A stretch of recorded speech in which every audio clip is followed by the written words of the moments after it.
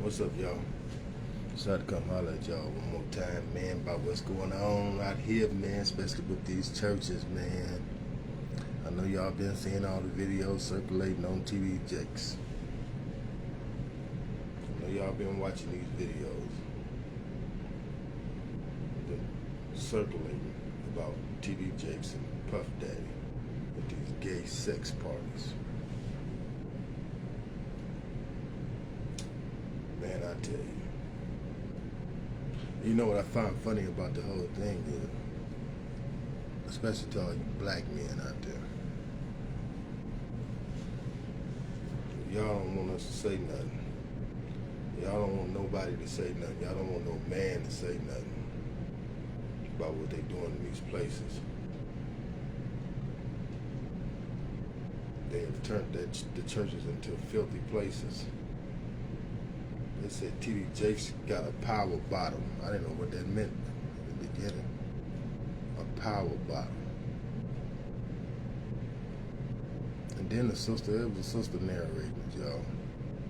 You know how they can make it sound sometimes. But listen, they said this dude here got a power bottom. He running around choking the man's gristle with his bottom. See, and then the sister went on to talk about the rest of the men in the church. I just found out they got a name for them. Zesty men. You mean to tell me these so-called zesty men, y'all running in these churches and shouting hallelujah for them, praise Jesus and God for them, and you know they zesty? So you know they tapping with your children? You know they misleading them? You know they misguiding you? You know they lying? You know they deceitful? Because they zesty. Y'all don't want me to say nothing about the church no more,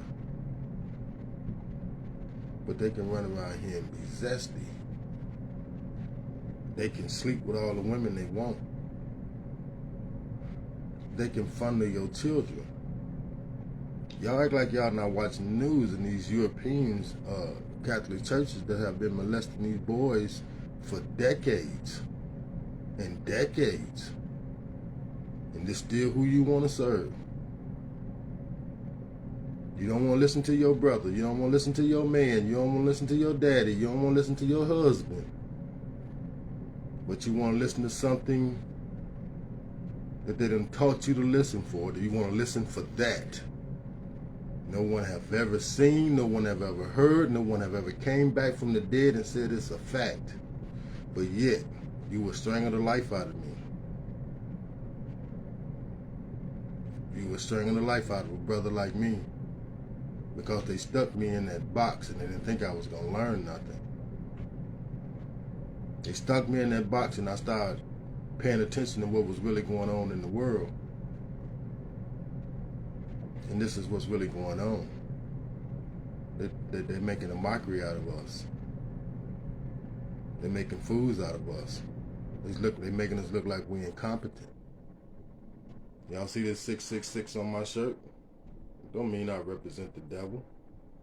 That's what they told you the devil represented. 666, the mark of the beast. Well, in my studies, I found out the 666, you see it on the bottom of the shirt, 6 electrons, 6 neutrons, 6 protons. That's what make up the black skin that protects you from the sun. And yet they told you you was the mark of the beast. Or the 666 was the mark of the beast, which you didn't know yet that they was talking about you. Come to find out, you the mark of life. 666 represents life. It protects you. It gives you life. It gives you energy. And yet you've been taught to look at it like it was the beast. Something nasty. That's how they've always taught us. So we'll turn inward on ourselves and start to do it to ourselves. That's why we can't talk to one another right now.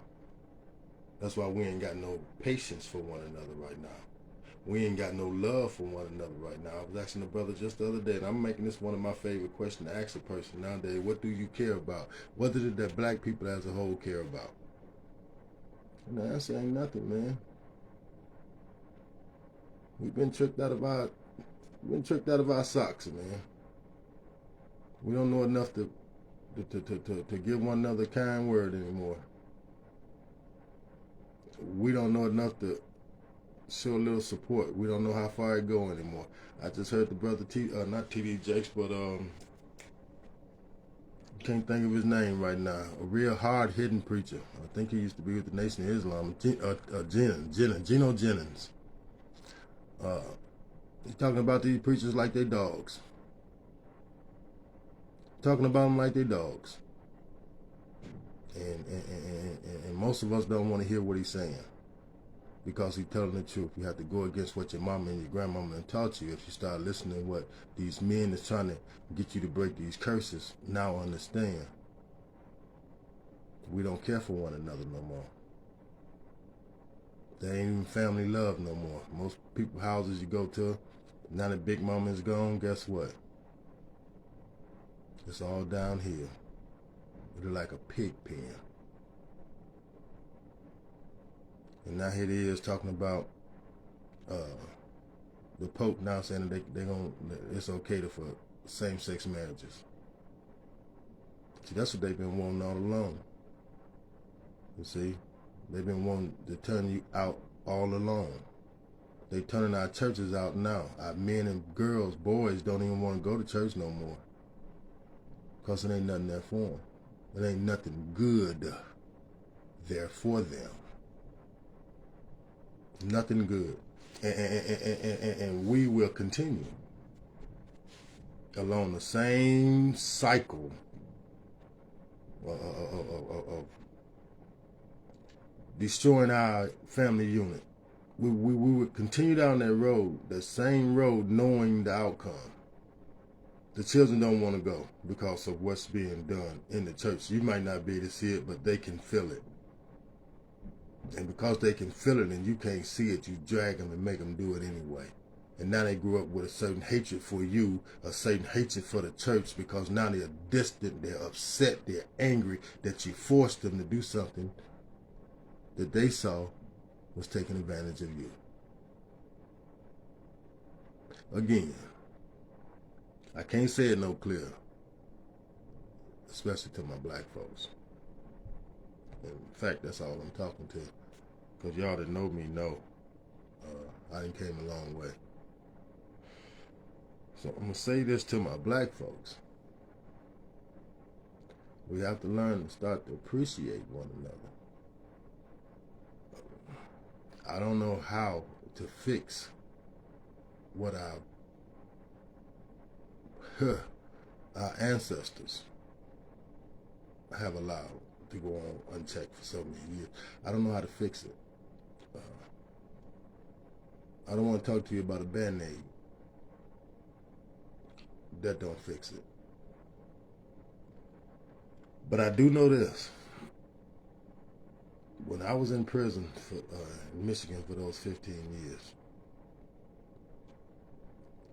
I came to a realization when I was there that if I don't fix it when it comes to my life, it won't get fixed. So I'm going to tell all of y'all, man, like it or not, you got an obligation to your children, to your grandchildren, to your neighbor, to the people that next to you. You got an obligation to make sure they have the best advantage that they can have. And for the churches that you've been putting all them thousands of dollars in, if they're not creating an institution that would help us, you, your children,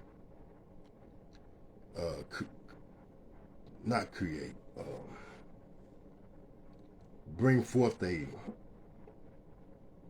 a talent that they can work with their hands, their mind, that they would love to do. If they're not doing something, a braiding class, a hair class for girls, a barbershop school for boys. If they're not teaching, trying to come up with some kind of programs for woodshop classes, for plumbing classes, something that would teach us get out of what we're in, then the church is really no different than anybody else that's swindling you out of your finances. It's all trickery.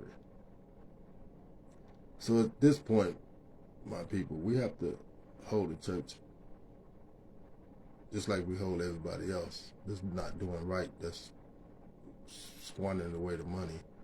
We have to hold them accountable. We know what the church is supposed to be doing with the money. We know that the church is supposed to have something in the storehouse for the people in case there's a famine in the land, regardless of whatever kind it is. We know what it's for. It's not for God. We know God don't need money. He don't have a supermarket where he at. We got it. So we have to hold them accountable, y'all. Just like you would hold the school system accountable for teaching your children something or violating your child while they're at school. You now have to hold these people accountable because you think because they black and you think because they shouting Jesus and God that they are upright standing citizens, and oftentimes we find out that they're not. When I was out there doing the wrong I was doing, yes, I was sincere. I was on it. I was into what I was into. And you couldn't have told me I was wrong, or you couldn't have told me no different. Well, they're in the same place. They don't think they're doing no wrong, and you can't tell them no different. So it's up to us. It's up to us, y'all. Like it or not. We're our last chance of hope. But they're not going to do it. I can go on with this, but I'm not.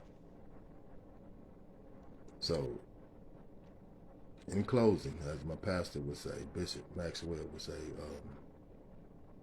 we have to do better. This is not a call to destroy the church. This is not a call to shut down the church. This is not a call to discipline the church. This is a call to upgrade. We need to raise the bar. Plain and simple. I was left out there. I was out there. Again, because I was out there, no father in my life, didn't know what I was doing. Mama had to work 8 hours a day, took her 10 hours to get there and back, whatever, She didn't have the time to discipline. She didn't have time to deal with me. She didn't even know how to deal with me. She didn't have the resources to figure out how to deal with me. Because again, in closing, I was a handful. And most people that know me know that. And I didn't know how much destruction and damage I was causing, not only just within my family, but outside the family. See, we don't find out till later. And because we don't find out till later, then all the damage been done already, y'all. And ain't nothing we can do about it no more. We can try to fix it. We can try to make it right. We can try to talk to somebody. We can try to, but boy, it's ain't no fixing it.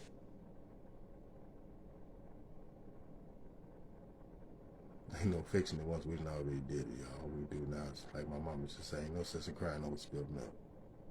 The milk been spilled, we're going to clean it up, we're going to keep it moving.